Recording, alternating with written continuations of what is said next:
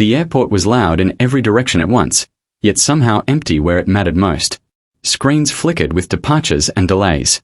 Suitcases rolled endlessly over polished floors. Voices rose and fell in dozens of languages, blending into one restless sound. Aaron Cole moved through it all like a shadow that had learned how to walk. He had mastered this place. He traveled more than he stayed. Airports made no demands on him. No one asked questions. No one expected emotions. That was why he liked them. That was why he lived inside them. His phone buzzed in his hand. Another message. Another reminder that his flight was boarding soon. Another reason to keep moving. Then a voice stopped him. Not loud. Not desperate. Just small. "My daddy is in heaven. Can you help us get home?" The words slid past the noise and struck him with quiet precision. Aaron took 2 more steps before realizing he had stopped breathing. He turned slowly, as if afraid the sound might vanish if he moved too fast. A little boy stood in front of him. He was small for his age, maybe 5, maybe 6. His jacket was a size too big. A tiny backpack hung crookedly from one shoulder. His fingers were wrapped tightly around the strap like it was the only solid thing in the world. His eyes were wide, not with panic, but with something far heavier, careful hope. Behind him sat a woman in a wheelchair. She was young. Too young to look this tired. Her hands trembled slightly in her lap. Dark circles rested under her eyes like shadows that refused to leave. One hand reached forward and held the back of the boy's jacket with a quiet, protective grip. It was not a dramatic gesture. It was the grip of someone who had learned that letting go, even for a second, could change everything. Aaron felt the world narrow. The airport noise fell into the background. Even his phone went silent, though it was still in his hand. He bent slightly, not fully kneeling yet, unsure of how close he was allowed to come into this moment. "Where is your home?" he asked, keeping his voice steady. The boy blinked, swallowing. We were going somewhere," he said softly. "Daddy used to hold the tickets. And the phone. And the words."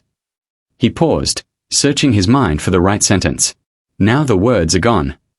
Aaron felt something in his chest shift, subtle but deep. He lowered himself completely to one knee so he was eye level with the child.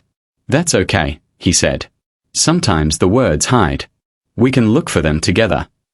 The boy studied him closely, as if deciding whether this stranger was safe enough for shared searching. The woman tried to speak, but her lips trembled and no sound came out. Embarrassment flickered across her face, followed by quiet apology. She hated being seen this way. Aaron could tell. Hated being the one who needed help. "You don't need to explain," Aaron said gently, before she had to try again. "You already did enough." Her eyes met his. Surprise softened into something like relief. They were lost. That much was clear. Not dramatically. Not hopelessly. Just quietly lost. The kind that happens when life changes faster than directions can keep up. Aaron glanced at the departure screen above them. Hundreds of flights. Hundreds of homes people were trying to reach. For the first time that day, his own destination no longer felt urgent. "Do you remember the color of your airplane?" he asked the boy. The boy's face lit up just a little. "White," he said proudly. Aaron smiled. "Good. Almost all of them are. That means we are already close." A tiny smile appeared on the boy's lips. It vanished quickly, but it had been there. That was enough. They hadn't moved yet. People flowed around them in smooth rivers, splitting and rejoining without noticing the stillness at the center. No one stopped. No one asked. The world didn't pause for lost children and exhausted mothers. But Aaron did. "Can I see your tickets?" he asked. The woman reached into her bag with slow, careful movements, as if each motion cost energy she didn't have much of. Her fingers found an envelope. She handed it to him with a quiet nod. Aaron opened it. 2 boarding passes. Terminal C Gate 47. Departure time approaching too fast. "We have time," he said gently, even though the clock disagreed. "You did the hardest part already." The boy's eyebrows pulled together. What was the hardest part? "Finding someone," Aaron said. "You did that all by yourself." The boy straightened his shoulders slightly, taking in the meaning of this like a medal no one else could see. Aaron stood and gently took hold of the wheelchair handles, testing without moving, waiting for permission. The woman nodded once. "Okay," Aaron said softly. "Let's go home." As they started forward, the boy walked beside him, close enough that their sleeves brushed. His steps were small but determined. Every few seconds, he glanced back at his mother to make sure she was still there. She always was. They moved slowly at first. The floor stretched wider than it had minutes ago. Distance felt heavier when measured with tired bodies instead of urgency. Aaron matched their pace without thinking about it. "You travel a lot?" the boy asked suddenly. "Yes," Aaron answered. "Do you ever get scared?" Aaron considered the question. Real questions always came from children. "Not of airplanes," he said, "but sometimes of being alone." The boy nodded as if he understood something very big. "Me too." Their hands accidentally touched. The boy didn't pull away. The woman watched them with tired eyes that now held a quiet shine. She had not asked for help today. She had planned to manage somehow. She always did. But her son had asked for both of them. And this stranger had answered. They passed shops glowing with light. They passed families laughing. They passed business travelers pacing with stress folded into their shoulders. Everyone was going somewhere. But for the first time in years, Aaron felt like he was arriving instead of leaving. A memory tried to surface. His wife's hand in his at another airport, another lifetime. The way she used to squeeze his fingers just before boarding, as if to say, "We are still us, even in the crowd." The memory no longer stabbed. It simply breathed. The boy looked up again. "If my daddy is in heaven," he asked carefully, "do you think he can see us from the sky?" Aaron paused, choosing his words with care. "I think he sees you everywhere," he said. "And I think is very proud of how brave you are." The boy nodded slowly, absorbing that. His grip on the backpack loosened for the first time. They were moving faster now, not because they rushed, but because hope moves differently than fear. Gate 47 was still far. Time was still moving. But something had changed. Ahead of them, the path was opening. And behind them, loneliness was quietly falling behind its own shadow. The sign for Gate 47 finally came into view like a quiet promise glowing above the moving crowd. Aaron felt the shift before anyone said a word. The way the boy's steps became lighter, the way the woman in the wheelchair lifted her head just a little higher, as if her spine remembered what hope felt like. They were close now. But time was still moving. Always moving. Aaron glanced at his watch. Boarding was already in progress. He didn't panic. He simply adjusted. He took out his phone and made one brief call. No raised voice. No urgency in his tone. Just certainty. The kind that comes from a lifetime of being heard. Within moments, the subtle rhythm of the terminal changed around them. A cart appeared at their side, driven by a smiling airport staff member who spoke softly, respectfully. Not rushed. Not loud. Just ready. The woman's eyes widened slightly. "You didn't have to." Aaron shook his head gently. "You don't have to carry everything alone anymore. Just for today." They helped her transfer comfortably into the cart. The boy climbed up beside her, then hesitated, looking back at Aaron as if unsure whether to leave his side. Aaron held out his hand. The boy took it. The cart moved smoothly through the terminal, slipping past lines and crowds without disturbance. People noticed, but no one stared. It felt like they were moving through a narrow corridor of calm carved quietly through chaos. As they passed, the boy leaned closer to Aaron. "Do you help lots of people?" Aaron thought for a moment. "Not as much as I could," he answered honestly. The boy nodded. "You helped the right ones today." Aaron felt that sentence settle into him like something that would stay.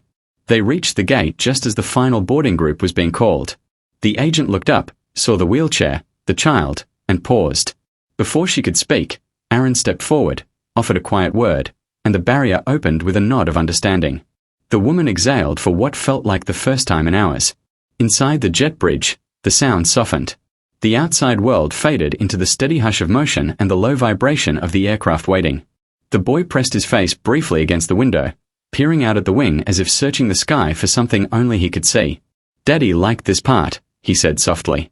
"He said the plane waits for us, just like people do." Aaron smiled at the thought. Then we arrived right on time. They were helped into the cabin. The flight attendant greeted them with warmth that felt genuine, not rehearsed. The woman was settled into her seat with care. The boy climbed in beside her, then looked back at Aaron again. "You're not sitting with us?" he asked. Aaron hesitated. His own seat was in first class. Quiet. Private. Separate. He looked at the boy's face. At the woman's tired eyes. at the empty seat beside them. "I think I am," he said. The boy's smile broke open like sunlight. Aaron took the seat next to them. The plane filled. Doors closed. The low voice of the captain came through the speakers. The engines began their deep, steady hum. As the aircraft pushed back, the boy reached for the window again. The city lights slid slowly away beneath them, turning into patterns and then into distance. He watched with wide, silent wonder. "My daddy promised we'd always go forward," he said quietly, "even if he couldn't come with us anymore." Aaron felt the meaning of that settle gently into his chest. "You're doing exactly that," he said.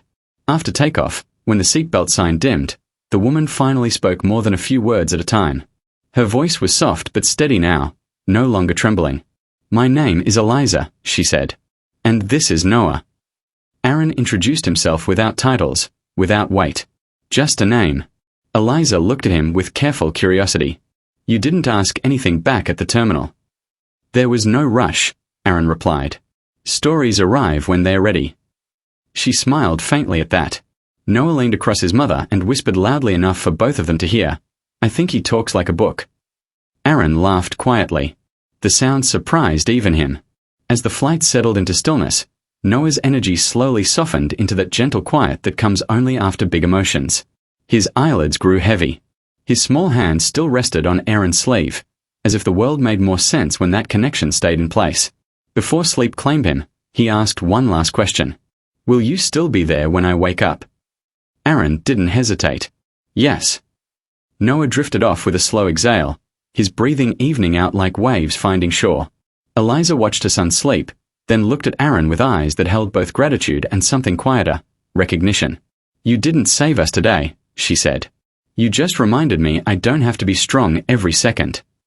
Aaron looked at the sleeping child, and he reminded me that asking for help is its own kind of strength. They sat in comfortable silence for a while. The plane moved through the sky like a promise kept. Hours later, as the aircraft descended toward their destination, Noah stirred. His eyes opened slowly. For a moment, he looked confused. Then he saw Aaron. "You stayed," he said, smiling sleepily. "I promised," Aaron answered. The landing was smooth. Applause rippled through the cabin. As they taxied toward the gate, Noah pressed his nose to the glass again, searching for the ground that would soon be called home. When the doors finally opened, warm air spilled in. The scent of land after flight. The feeling of arrival. At the exit of the plane, Eliza paused beside Aaron. "We still don't have much," she said. "But we have somewhere to go now. That matters." "It matters more than most things," Aaron replied. Noah hugged him without warning, small arms wrapping tight, fearless in the simplicity of the gesture. "Thank you for bringing us home." Aaron closed his eyes for a brief second as that warmth reached a place inside him that grief had long kept locked. As they disappeared into the waiting crowd, Aaron stood still for a moment. He felt something new take shape, something that did not replace the past, but stood gently beside it. He had helped them find their way, and without realizing it until now, they had helped him find his.